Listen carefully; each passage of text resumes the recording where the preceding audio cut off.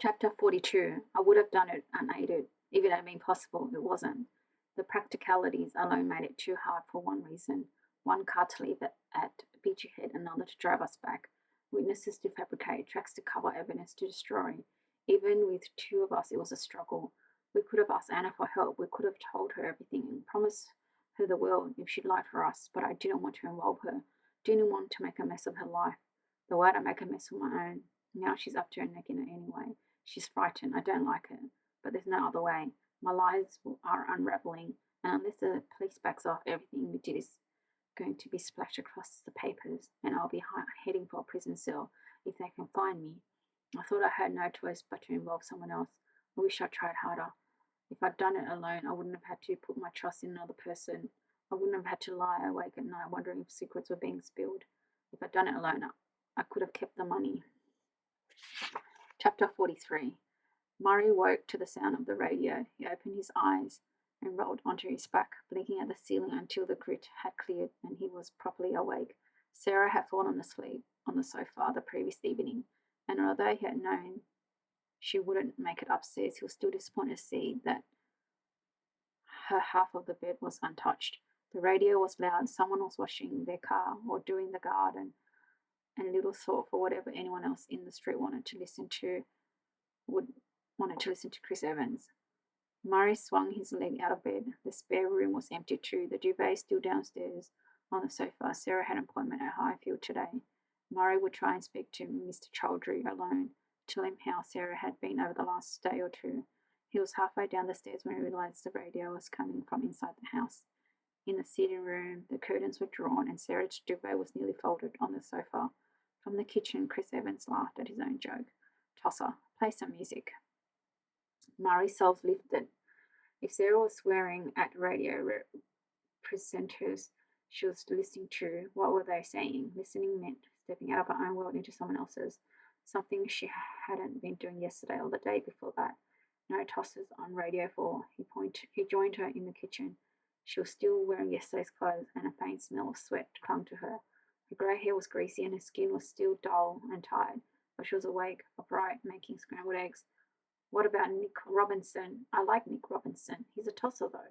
He's a Toro. It's not the same thing. Murray stood next to the hob and turned Sarah to face him. Well, not always. How's today shaping up? She hesitated, as though she didn't want to commit. Then nodded slowly. Today feels like it might be okay. Tentatively, she smiled at him, and he moved towards to kiss her. Why don't I take over here, and you can go and have a quick shower? Do I stink?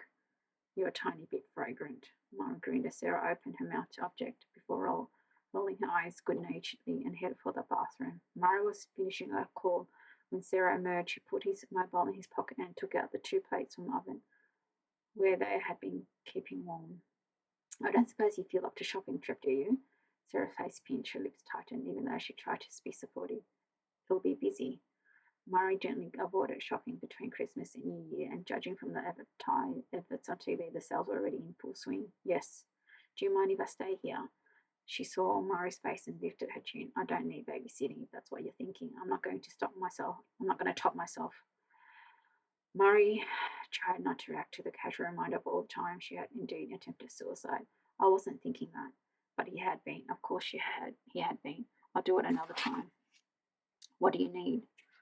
Sean from the high-tech crime emailed. The handset used for the 999 call reported Tom Johnson's suicide was brought at Phones for All in Brighton. Do you think they'll have a record of who bought it? That's what I'm hoping.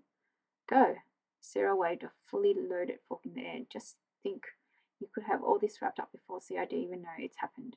Murray laughed, although the same thought had crossed his mind. Not that he could make an arrest, of course, but he could line everything up and then what? Look into another cold case, interfere with someone else's investigation? When Murray's 30 years had been up, he hadn't been ready to retire. He hadn't been ready to leave his police family, to step away from the satisfaction that came from doing a job that made a difference. But he couldn't stay forever. At some point, he would have to step down, and was he really going to wait until he was old or infirm before he did so?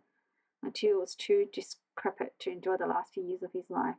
Murray looked at Sarah, and in that instant he knew exactly what he was going to do once the Johnson's case was concluded.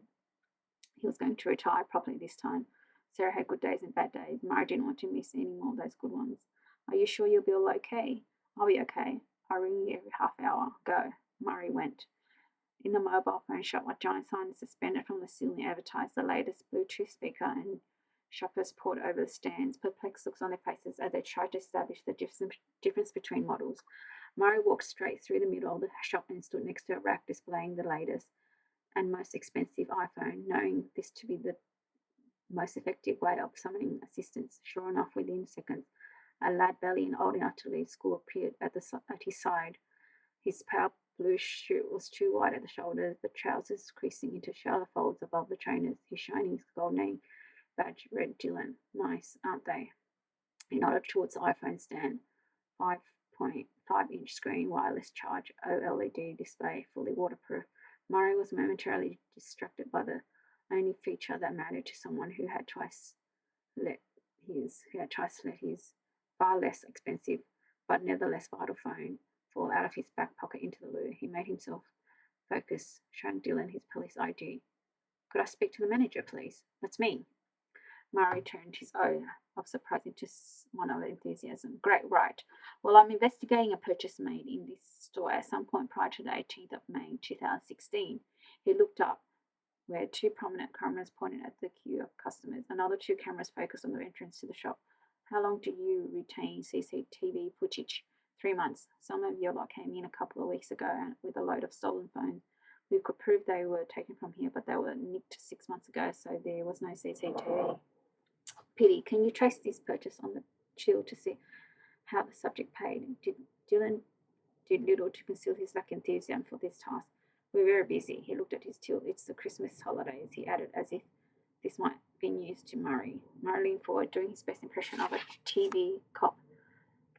It's in connection with a murder inquiry. You'll find me this transaction, Dylan, and we could crack the whole case. Dylan's eyes widened. He straightened his tightly knotted tie, glanced around as though there was a risk for the murderer. The risk murderer might be standing right beside him. You better come through to my office. Dylan's office was a cupboard into which someone had shoehorned an IKEA desk and a broken swivel chair, its back leaning drunkenly to one side. Several certificates for employees of the month were pinned to a notice board above the computer. Dylan magnanimously offered Murray the chair, perched on the stop box half the height, and reached to enter his password on a grubby keyboard. Murray politely looked away. On the wall was a photograph of 6 men and 2 women, all smartly dressed and grinning enthusiastically for the camera. Dylan was second from the left, wearing the same blue light suit he had on today. The cardboard map read, Phones for All Manager Course 2017. What's the IMEI?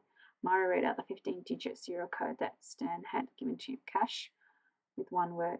Dylan brought Murray's investigation to a devastating halt. He looked directly at Murray. Does that mean we can't catch the perp? Murray allowed himself a worried smile at the youngster's jargon, gently directly from American cop shows. He shrugged. Not this way, I'm afraid.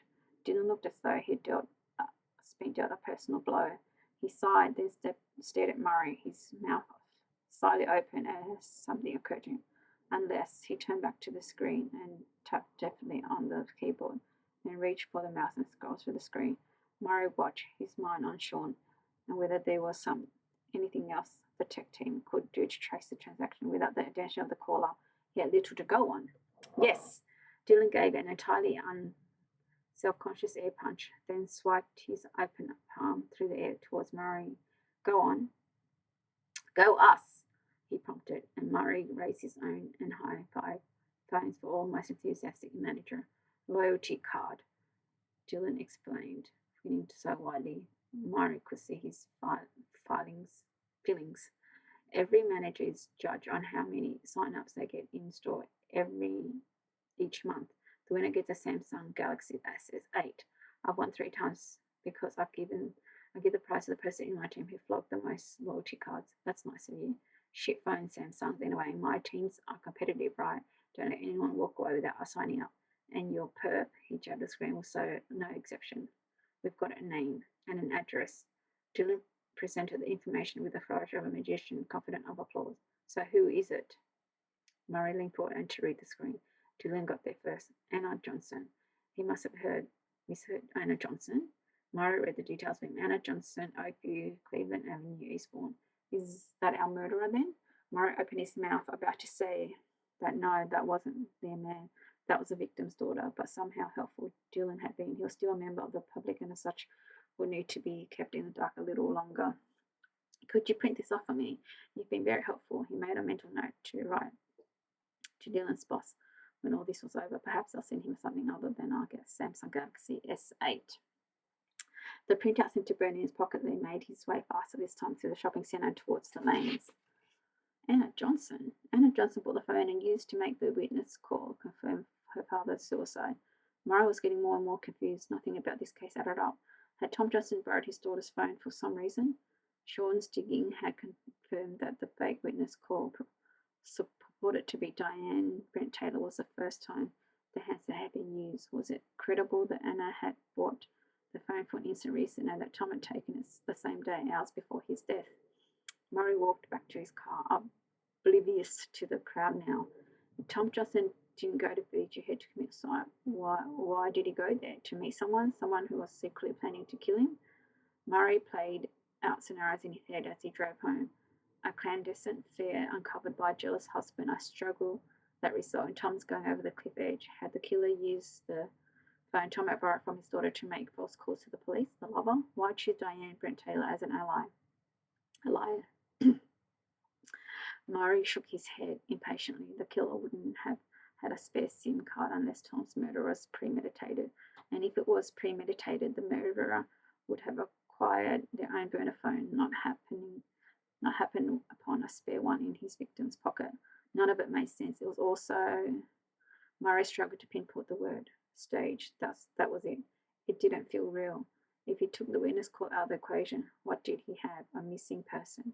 A suicide text from Tom's phone, which anyone could have written. Hardly evidence of murder. Hardly evidence of suicide. And Caroline's death. Was that any more substantial? Everything pointed towards suicide, but no one had seen her. The chaplain, poor man, had guided her back to safety. Who was to say she hadn't stayed there? A dog walker had found her bag and phone on the cliff edge, convenient in the spot where the chaplain had found a distressed Caroline. Circumstantial evidence, sure, but hardly conclusive, and like a husband's disappearance, somehow true stage. Real deaths are messy. There were loose ends, pieces that didn't fit. The Johnson suicide were far too tidy. By the time Murray's pulled up on his driveway, he was certain there were no witnesses to Tom's death. There was no murder. There was no suicide. Tom and Caroline's Johnson were still alive, and Anna Johnson knew it.